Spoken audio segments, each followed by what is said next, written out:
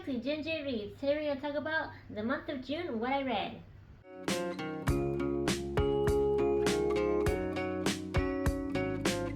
In this month I read 7 books and I DNF'd 1 book. I'll start with the DNF. So I ended up DNFing Havas by Toscali.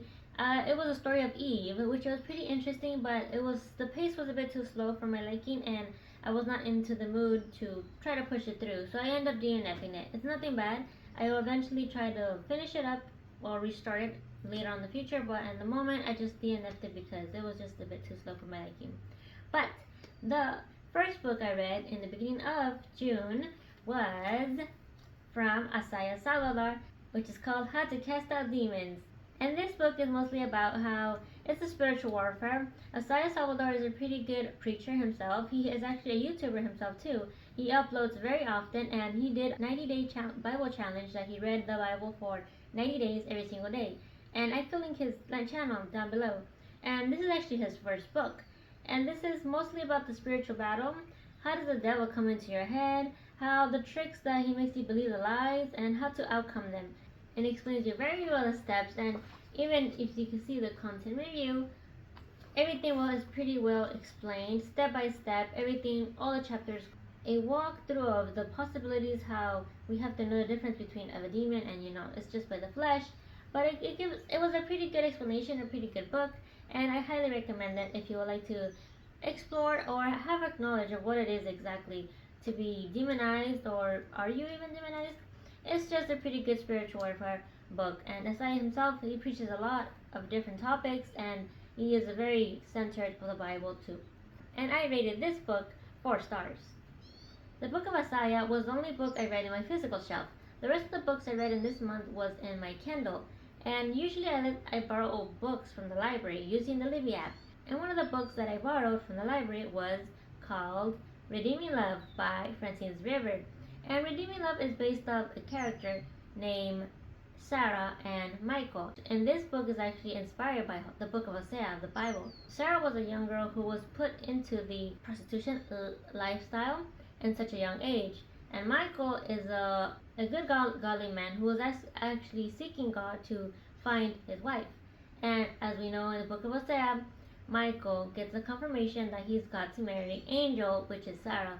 And as you follow along in the book, we see the journey of Michael and Sarah. You get both point of views, and the hardship of redemption for Sarah, because she definitely thinks that she deserves all the bad that has happened to her, and she doesn't think she deserves someone like Michael. So we follow the journey how she finally accepts the redemption that God has for her in her heart, and she finally comes out of that lifestyle. And it was pretty hard for Michael, but at the end it was such a beautiful ending, and I rated this book 4 stars. The next book I read was by Ashley Bustamante called Vivid, and this book is inspired by colors. So the color red is strength, the color blue is, you could say, it's telekinesis, it moves stuff, and the color yellow is mentalist, anything with your brain. And the problem with this is that color yellow is illegal in this universe. So we follow Ava and Elm. Elm has the color yellow and Ava has the color red. But as we follow along, Ava, she is training to be a benefactor, which is technically like the police, and their job is to arrest the yellow. But when Ava met Elm, and Elm was kind of using Ava in the beginning, but slowly and little, Elm is starting to like Ava and Ava as well. But you can't be with the illegal ones until Ava starts to discover the truth behind everything, that in reality, the way the government has been playing off how what happened with the yellows, everyone with the yellow magic, is not actually the truth. And then some of the school students actually began to rebel against the authorities, but in the good way. And that's how the book 1 ends. And just a little side comment I want to mention is that Elm in this book reminds me so strongly of the actor from Wonka and Timothy Chamlet. Sorry, butcher the name. But the character personality reminds me so much of how he played Wonka in the new movie. It's just a pretty little cute thing. It's just how I saw it. And then for this book, Vivid, I actually rated it 4.5. It was actually pretty good. One thing I'd like to mention is that Vivid actually is from a series. It's a 3 series book And the next book that I read is called The Naturals by Jennifer Lynn Barnes, and this one is actually a 4 series book. In this book, we follow Cassandra Hobbs, which her mother has been oddly either murdered or kidnapped, and it's been 5 years from the crime scene happened, and she still doesn't have any answers, but she has a specific gift that she can actually profile people in a quick matter of seconds, and it naturally comes to her. So what happened, the FBI decided to recruit her to a special program called The Naturals, and in there she met 4 other team members in the program: Michael, Dean, Leah, and Saloni. And each one of them has their own gifts that's still related to the FBI program. Michael knows how to read expressions. Leah is pretty good at seeing if you're actually a good liar or not. She is a good liar, and she could see if you're lying. And Salone is good with math. Dean is the other profiler in the series. So the problem with this one is that someone is actually replicating the murder of her mother, and the victims are very close to the mother aspect, how the mother looked and everything. And that's how the book is basically is about discovering who is it and who's trying to contact Cassandra, because at the end the killer's trying to contact Cassandra. And well, no spoilers will be told right here, but if you like to see the spoiler at the end, who is actually the killer and how it's related to Cassandra, I'll leave the link down below to Goodreads, and there you can see the spoiler. And this book, I rated actually 3.5. The only reason was because we got into Cassandra's mind a bit too long. I didn't like that much, but at the end of the day, the twist of the killer who it was actually pretty good. I'm sorry, you still don't know what happened to the mother. I think that's the point of the series as we go on. But at this moment, in this book 1, it was still pretty good. The next book that I read in the month is Refuge by Alan Gratz. And this book is actually pretty interesting. We get 3 point of views. We get Mahmoud Bishara. He's a 12-year-old boy. He's a Syrian.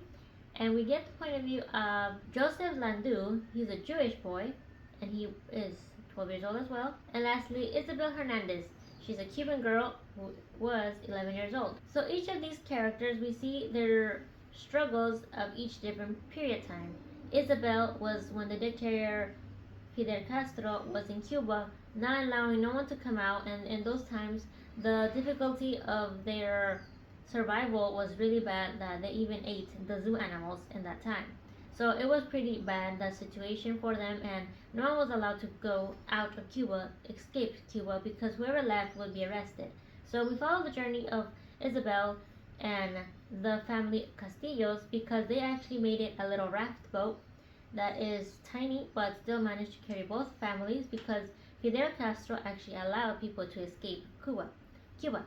And we see her journey through the ocean trying to get land to Miami, United States, because the rule of that time was if you actually land at the beach, you land your feet on the beach, the sand, you actually became a citizen of the United States. But if you were caught in the ocean going to the beach, you get arrested and drafted back to Cuba. So we see the journey of the both families in the raft going over there, and sadly there is someone that died on the way, but also Isabel's mother was pregnant at the time, and we have that cute little miracle of baby being born in the United States. That's a little spoiler there, sorry. But as when we follow Joseph Landu, he's a Jewish boy, and obviously we know the Holocaust in those times.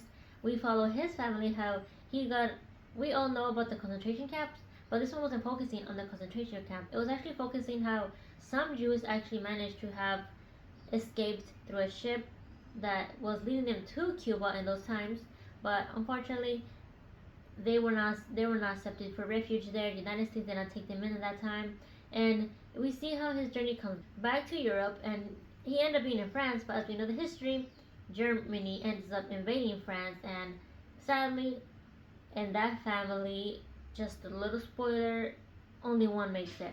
You could read the rest of the spoilers in my Goodreads to see exactly who made it and everything.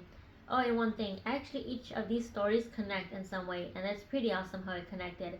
I forgot to mention, Cuba was in 1994, the Holocaust was in 1938, and the most recent one was with Mahmoud, which was in 2015, was when the war in Syria happened. So for this one, Mahmoud didn't go on the ship like Isabel or Joseph. he actually went through the land, and at one point he actually did have to go through the ocean a bit, but the main journey was on land, walking, going through the taxis in their car. And as we know, in Assyria in those times, the war happened that they were being attacked and the bombs and everything. We get their point of view. Let's not forget, these actually were kids. Two of them were 12-year-olds, and the girl and Isabel was 11-year-old. So we see how difficult it is for him, seeing how his family breaks down, and he has actually a baby sister at that time. So just to give you a little heads up, there's 5 members of the family, only 4 made it. But just a little spoiler, like I said, my Goodreads, you could read it and you could know. It's not, I recommend this book because it gives you a good clarification how blessed we are to live where we live in the nation we are. We don't have to go through the things the kids went through, and you just become more grateful of the things that you have, how you grew up as a child, not having to experience such trauma. You didn't see war. You don't have to see people die in the ocean, or you don't have to see how people neglect you and you're desperate to find a place to be a refuge somewhere. So this book was actually pretty good and very inspired. I think it actually is a YA. I might be wrong, but it's recommended for maybe the younger age of the not the little kids, but the younger age of the kids. And it's actually pretty good. I highly recommend it, and I rated this book 4 stars. Another book I read in the month of June was called Renegades by Marissa Meyer. And this book is mostly about heroes and villains. We actually see the point of view of 2 characters here, which is Nova, she is the nightmare, and we see Adrian, who he is the Sentinel. And Nova is in the group, you could say, the villains, because her uncle actually is the head leader of the anarchists in that time. But the uncle died during a war that the parents of Adrian, the Sentinel, won, and supposedly the peace came among the nation, and there was no more villains. There's more heroes saving the people. Actually, there's something too. The heroes, they have powers compared to the villains. They also have powers, but their powers are used for bad. And there's actually some people they call non-prodigy. They don't have powers. So there's normal people, there's people with powers, and there's people that use their powers for bad, villains. So the book mostly is about how Nova, the group of anarchists, they're trying to find a way how to bring down the Renegades. The group is called the Renegades. How to bring them down, and the Nightmare character is not known for them because Nightmare just came out of the blue and no one knew who her real identity is compared to everyone else. They know who they are. So they use that advantage, and Nova actually tries out to become a renegade. So she infiltrates inside to be one of the good ones. But as we see, as we keep reading, Nova has family here with the villains, and Nova begins to get to know the Renegades well, her team, that they start becoming family for her. So she's in the between of what should she do? Should she stay here with the heroes or still be loyal to the ones who raised her, basically, which were the villains? So she's stuck between her loyalty. Where should she go? Not only that, then she starts to fight so hard her feelings for Adrian, because Adrian, the main leader of the group, and she doesn't want to fall for him, but he's falling for her too. And also, as Nova's secret that she's a nightmare, his secret is that he's a Sentinel, because his name in the team is called Sketch, because whatever he draws comes to life. But they don't know that he actually is a Sentinel, which is another character that's not part of the Renegades, but he's doing like Robin Hood type, that he's doing the fighting the villains, in a low-key way that doesn't follow the rules. So that's the whole dilemma in this book. But at the end, there's actually a pretty good twist, which I'm not gonna spoil. So if you like to see that, read my Goodreads and you'll see the spoiler at the end. But overall, it's actually a pretty good book. There's a lot of drama, there's a lot of action, suspense, and her questioning to her loyalty, where it should go. There is one little thing though. The reason why I didn't rate this 5 stars is because there actually is a couple, 2-man couple, and they're actually married, and those are actually the parents of Adrian. No shame there. No, I'm not judging no one. I'm just saying, not very supportive about that. It's still a good book. I'm not saying discard the book because of that. Overall, the trauma between Adrian and Nova is still pretty good. The suspense parts are still pretty good. If you could just pass through that, then I recommend it. And the last book I read in the month of June was called Instant Killer by Lynn Barnes. And if you could tell, actually is book two from the Naturals. There's actually four books in this series. This is book two. And as I said in the first book, Cassandra, Dean, Michael, Leia, and Salome. In this book, we still follow on with them. After what happened of the book number one, I believe a month or 2 months had passed by from book one to book two in the storyline. So now that they're passed by, now they're trying to find another serial killer. And the thing is that Dean's father was actually the most dangerous serial killers, but he's actually arrested already. He's in jail. But someone is actually replicating Dean's father's killers. So now, from focusing to Casey and book one, we're still having the point of view of Casey in book two, but now the main focus is Dean now because someone is trying to target his background. And book one, we left off with Casey having to pick between Michael and Dean because she was slowly becoming interested in one of those two, but she was like back off, didn't want to fall for anyone. Well, these two characters actually are. Well, Michael's really into her. Dean is the one that's like, nope, I don't want to fall in love because of his background. He thinks that he doesn't deserve the princess, right? The monster doesn't deserve the princess. But in book two, she kind of has to decide now because she has feelings for both. But you can't do that. You can't play with two. So she kind of has to decide already, which, just a little spoiler, she does decide with one at the end of the book two. And if you want to know who, you can't wait to see, just read my Goodreads and you'll see who it is. But in this book, besides trying to decide who she wants to be with, trying to figure out who is the killer was pretty interesting because the book points you to one person and next thing you know, it was someone else. And then when you think it's that person, it's like, whoop, it's actually someone else more differently. So it gives you trying to figure out who it is, how it connects, and at the end of the book, it explains out it all. And the funny part is that the mastermind of the whole thing was the person you least expected. But like I said, it's still a pretty good book. There's not much of goriness or violence in it. Actually, it's pretty clean. Book one is still pretty clean. So I recommend this book. It's more of suspense and thriller. If that's kind of a problem for you because of the murders and everything, they're not specific. They're not in detail. That's what I enjoy about them. They're not super clean, but they're not in detail in the sense that you could imagine all the blood and the torture, how they kill the women and everything. So it's still semi-clean, but I rated it 4 stars. Okay. And that was it. That was all the books I read in the month of June. I'll leave down in the description below each book what I read as well as I rate them, and I'll leave the link of the Goodreads of my review with them if you want a bit more of the spoiler parts, more specific in detail. And like I said, the only book I DNF was Hava. The rest of the books I actually rated 4 stars. Only Vivid was 4.5. It was pretty good. The only reason why it wasn't 5 stars is because we got a bit too much of her thought process in Ava's mind in the Vivid book.